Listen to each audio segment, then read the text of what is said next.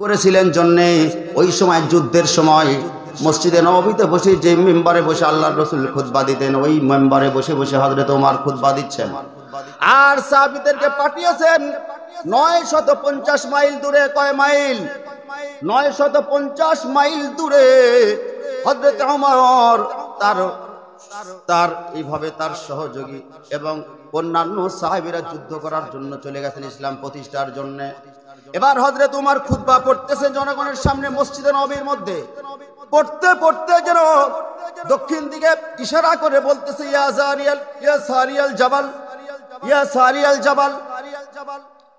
এই কথা যখন বললেন ডাক দিয়ে বুঝাইতেছেন ও সারিয়া, তোমরা যেখানে আছো তোমাদের আশেপাশে যেন কাফেরি বেঈমানেরা লুকায়িত অবস্থায় তোমাদের ক্ষতি করার জন্য আছে। কিন্তু সমস্ত সাহাবীরা জানে এখান থেকে 950 মাইল দূরে সাহাবীদেরকে পাঠিয়েছেন হযরত ওমর ইসলাম প্রতিষ্ঠার জন্য। তাহলে সেখানে কাফেরেরা অ্যাটাক করতেছে। আজকে ইমু দিয়ে কথা বলি আমরা, রাউটার লাগে, ইমু লাগে, এমবি লাগে, বড় মোবাইল লাগে, লাগে কি লাগে না? কিন্তু হযরত ওমর এমবি ছাড়া, ভিডিও মোবাইল ছাড়া, ইমো সফটওয়্যার ছাড়া ভিডিও কলিং এ কথা বলতেছেন। বলেন সুবহানাল্লাহ। এবার আমি যেমন কথা বলতেছি এমত অবস্থায় হঠাৎ করে এতগুলি মানুষের মধ্যে যদি আপনারা দেখেন আমাকে, আমি বলতেছি বগুড়ার যেখানে ভাই আছেন সাইডে যান, পিছনে শত্রু, আপনারা অবাক হবেন না? কিন্তু হুজুর এখানে বগুড়ার কথা বলে দেয়, কারণটা কি? যাই হোক বাঁধান, আমার এমত অবস্থায় দেখা গেল 6 মাস পরে সারিয়া তার দল বল নিয়ে যখন মদিনা শরীফে চলে আসলেন, সাহাবীরা সবাই মিলে তাকে ডাক দিয়ে বলতেছেন ভাইরে, আজ থেকে 6 মাস আগে মসজিদে নববীর মিম্বরে বসে বসে হযরত ওমর যখন বলেছিলেন যে তোমরা কি করো, পিছনে তোমাদের শত্রু ধাওয়া করতেছে, তোমরা অতি তাড়াতাড়ি নিজেকে সতর্ক করো। ওই সময় তোমরা কি এই কথা শুনতে পাইছিলা? বলে এখান থেকে 950 মাইল দূরে হযরত ওমর যখন কথা বলেছিলেন আমরা খেয়াল করে দেখি যে মেম্বারে বসে নবী বক্তৃতা দিতেন, ওই মেম্বারে বসে বসে হযরত ওমর আমাদেরকে সতর্ক করে দিচ্ছে। বলেন সুবহানাল্লাহ। সম্পর্ক ছিল কার সাথে? আল্লাহর সাথে। কথাটা আমার এই জন্য হযরত ওমর কান্দেন, রমজান মাস এসেছিল আমাকে জাহান্নাম থেকে বাঁচানোর জন্য। তাহলে আমি জাহান্নাম থেকে বাঁচতে পারলাম কিনা, জাহান্নামটা কত বড় ভয়ঙ্কর, এই কথা বলে সংক্ষিপ্তর দিকে যাব নাকি? জাহান্নাম কত বড় ভয়ঙ্কর দেখেন। আল্লাহর নবীজি বলেন মাটি এবং বালি নিচে গভীরে চলে গেছে 6 মাইল। এরপরে আছে একটি লোহার পাট, এই লোহার পাট আছে 6 মাইল। কত হলো বলেন তো? 6 6 12 মাইল। তারপরে আছে আরেকটি তামার পাট, ওই তামার পাট আছে 6 মাইল। এই হলো 3 6 18 মাইল। তারপরে একেবারে নিচে আছে সীসা গলানো পাট, ওইটাও হলো 6 মাইল ওসার। তাহলে 424 মাইল নিচে একটি জায়গা আছে, ওই জায়গার নাম হলো সিজ্জিন। যখন কোন মানুষ জাহান্নামী মানুষ মারা যায় ওই সময় তখন ওই সিজ্জিনে ওই রূহটাকে ঢুকায় দেওয়া হয়। ঢুকতে চায় না, বের হয়ে চলে আসতে চায়। ওই সময় ফেরেশতারা ডাক দিয়ে বলে হাজা মাকাদুকা, এখানেই তোমার থাকার জায়গা। আল্লাহর নাফরমানি করেছো, ইসলামের বিরোধিতা করেছো, এই জন্য দাড়িয়ার টুপি দেখলেই বলেছে জঙ্গি। ওরাই হয়েছে আবু জেহেলের সঙ্গী। ঠিক কিনা বলেন? মুসলমান, ইসলামের সাথে আলেমের সাথে যারাই পান্দ্রামি করেছে তাদেরকে জুতার মালা দিয়ে আল্লাহ পাক পৃথিবীর থেকে বিদায় করে দিয়েছে।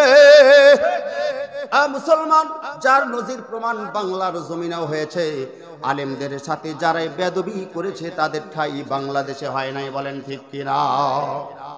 এই বাদানরা আমার, আলেমদের সঙ্গ ধরুন, ওই আলেম সবচেয়ে বেশি দামি, যে ওই ধনী সবচেয়ে বেশি দামি, যেই ধনীরা আলেমের পিছে পিছে ঘুরে, আর ওই আলেম সবচেয়ে ঘৃণিত যেই আলেমেরা ধনীদের পিছে পিছে ঘুরে।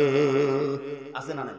আমার চাকরি ঠিক রাখার জন্য কিছু ধনী আমার হাতে থাকা লাগবে, অসম্ভব। রিজিকের ফয়সাল আল্লাহ পাকের দরবারে। আল্লাহ পাক বলতেছেন উত্তম রিজিক দাতা হলাম আমি, তোমাদের এত চিন্তা কিসের? আল্লাহু খায়রুর রাজিকিন। মুসলমানরা, এই দিকে আমি যাব না। এবার আসেন হযরত ওমর ওই জাহান্নামের আগুনের ভয়ে কাঁদতেছেন, আল্লাহ যেন আমারে মাফ করলো কিনা। তাহলে আমাদের কান্নাকাটির দরকার আছে না নাই? তাই বাদানরা আমার অন্য হাদিসের মধ্যে দেখলাম যারা রোজা করে না তারা অহংকারী, আল্লাহর হুকুম যারা মানে না তারা অহংকারী।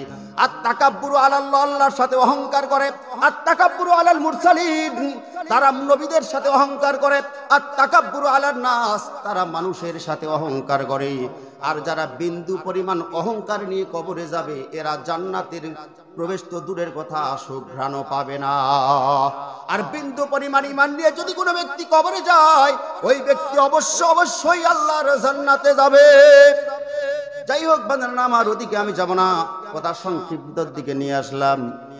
অন্ধকার কবর, তার রাখো না খবর, প্রতিদিন আমাকে আপনাকে ডাকতেছে কিনা। কবরে কি করে রবে একা একা, বালিশ কবরে কি করে রবে একা একা, অন্ধকারে বাতি না। আলা মুহাম্মাদি ওয়া আলা আলি মুহাম্মাদ কামা বারাকতা আলা ইব্রাহিম ওয়া আলা আলি ইব্রাহিম ইন্নাকা হামিদুম মাজিদ। দাও খোদা দাও আমায় আবার ওমর দারাজ দিল,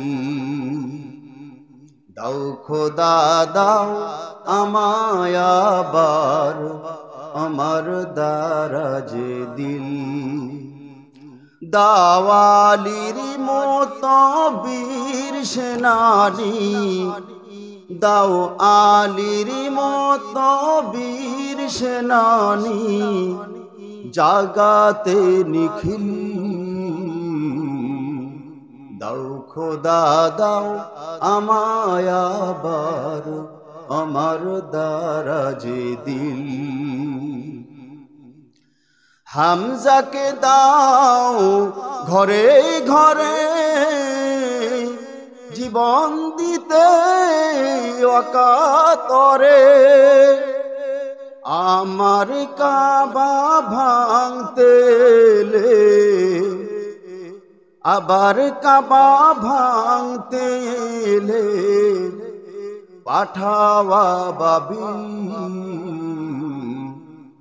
দাও খোদা দাও আমায় আবার ওমর দারাজ দিল। মোহাব্বতের জিকির করেন সুবহানাল্লাহ আলহামদুলিল্লাহ লা ইলাহা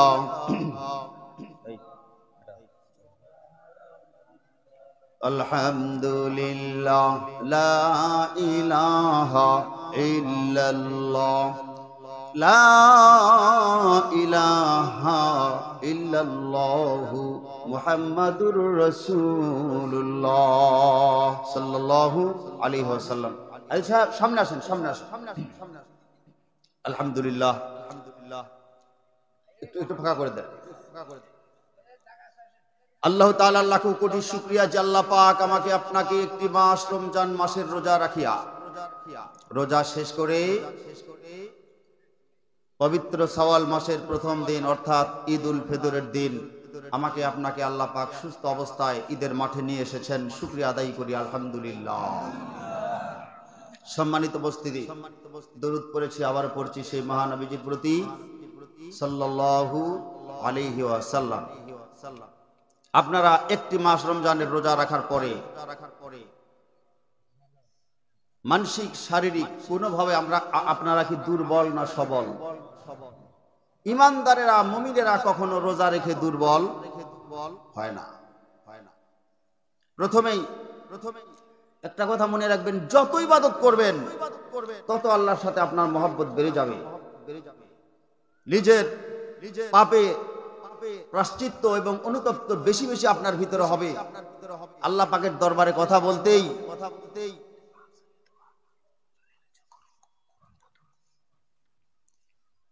আপনারা মনে রাখবেন যে যত ইবাদত বেশি করবেন আল্লাহ পাকের সাথে তত সম্পর্ক মহব্বত বেড়েই যাবে। আল্লাযীনা আমানু আশাদ্দু হুব্বান লিল্লাহ, আল্লাহর সাথে মহব্বত বেড়ে যাবে। তো সম্মানিত উপস্থিতি, আমরা রোজা রেখে এসেছি, আমরা দুর্বল নয়, আমরা সবল। আমরা কি সবল?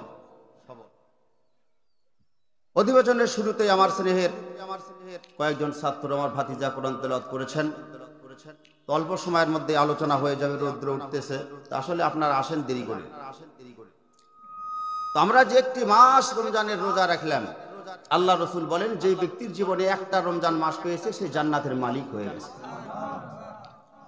যদি বলেন কেমন করে, রোজাদার ব্যক্তিরা যখন ঈদগাহ ময়দানে ঈদের নামাজ পড়ার জন্য যায়, আল্লাহর নবীজি বলেন ওই যে ঈদের গেট দেখতেছেন, ঈদের মাঠের গেট, ওই গেটের দুই পার্শ্বে দিয়ে দুইজন ফেরেশতা দাঁড়িয়ে যায়। আল্লাহ পাক ডাক দিয়ে বলতে থাকেন, ও ফেরেশতা, ঈদের দুই দিকে, ঈদের গেটের দুই পার্শ্বে তোমরা দাঁড়ায় যাও, আমার বান্দাদের আমল নামায় ঘাড়ের উপরে যতগুলি গুনার বোঝা আছে সমস্ত গুনার বোঝাগুলি তোমরা নামায় রেখে দাও। এরপরে আমার বান্দারা নিষ্পাপ হয়ে নামাজ আদায় করবে।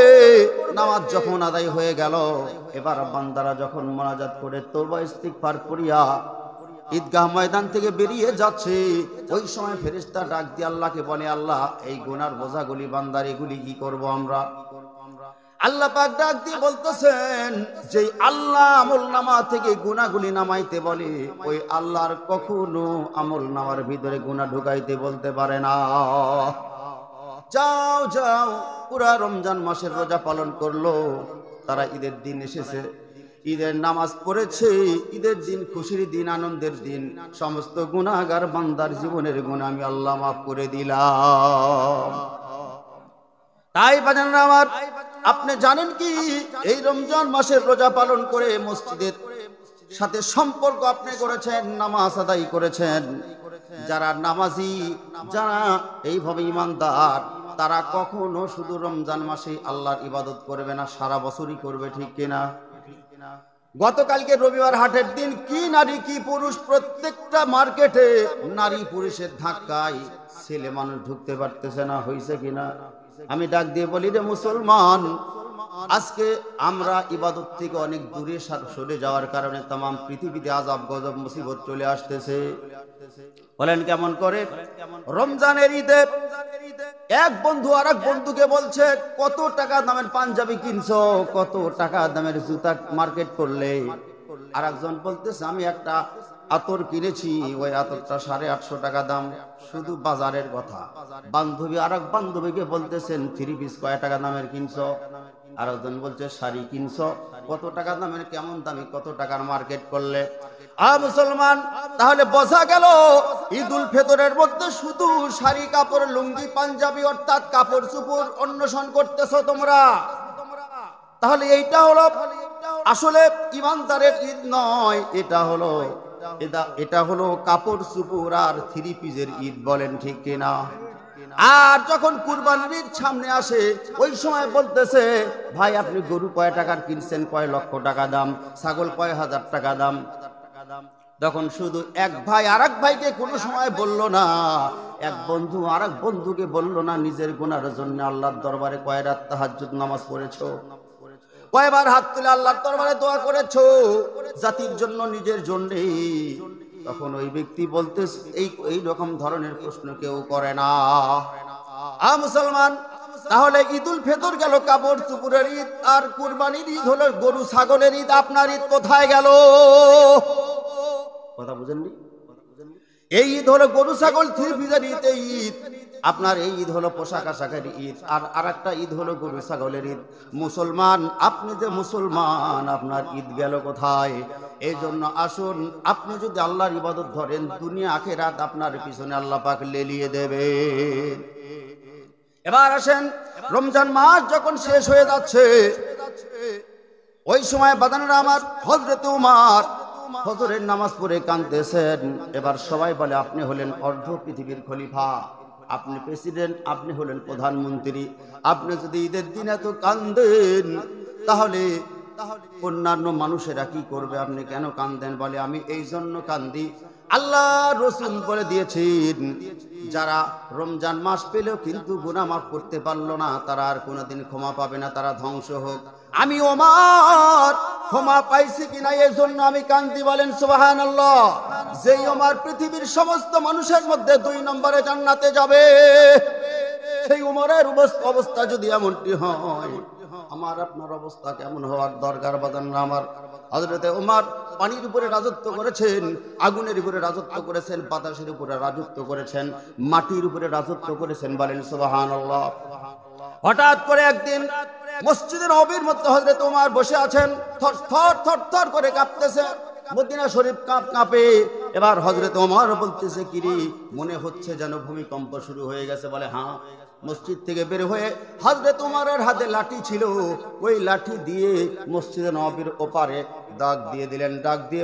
দাগ দিয়ে বললেন, ও ভূমিকম্প, আল্লাহর হুকুমে আমি তোমাকে বলছি, জীবনে যেন আর কোনোদিন এই মদিনার বুকে ভূমিকম্প না হয়। তোমার লজ্জা করে না? এখানে আল্লাহর রাসূল শুয়ে আছে। আল্লাহু আকবার। এবার ওই হযরত ওমর তার লাঠি, ব্যবহারকৃত লাঠি দিয়ে দাগ দিয়েছে। কিয়ামত পর্যন্ত তামাম দুনিয়ায় ভূমিকম্প হলেও হযরত ওমরের লাঠি দিয়ে দাগ দেওয়া মদিনায় ভূমিকম্প হবে না। সম্পর্ক ছিল কার সাথে? আল্লাহর সাথে। এরপরে হঠাৎ করে একদিন মসজিদের নববীতে বসে আছেন, এবার খেয়াল করে সাহাবীরা এসে ডাক দিয়ে বলতেছেন, এ ওমর, ইয়া ওমর, ওই যে দেখেন পাহাড়ের এক গুহার থেকে আগুন আসতেছে। আগুন। বলে কত দূর এসেছে? বলে মসজিদে নববীর কাছাকাছি। এবার তামিমে দারিকে ডাক দিয়ে বললেন, ও তামিমে দারি, যাও ওই আগুনকে গিয়ে বলো ওমর আমাকে পাঠাইছে, আল্লাহ তাআলার হুকুমে আগুন যেখান